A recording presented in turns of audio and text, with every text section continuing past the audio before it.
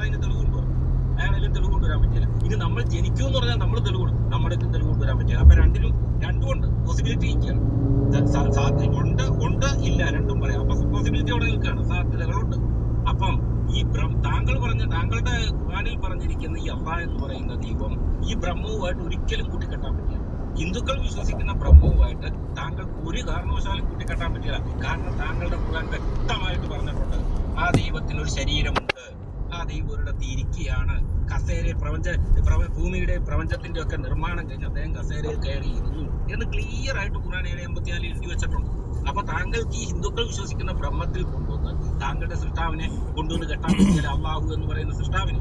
പിന്നെ ഈ അള്ളാഹുവിലേക്ക് വന്നു കഴിഞ്ഞാലോ, താങ്കൾ പറയുന്ന ഈ അള്ളാഹുവിലേക്ക് വന്നാലോ, ഈ അള്ളാഹു എന്ന് പറയുന്നത് 1400 കൊല്ലം മുമ്പ് മുഹമ്മദ് മക്കത്ത് പൂജാതനാകുമ്പോൾ മുഹമ്മദ് ജനിച്ച പഞ്ചായത്തിലെ 360 ദൈവങ്ങളിൽ ഒരു ദൈവം മാത്രമായിരുന്നു.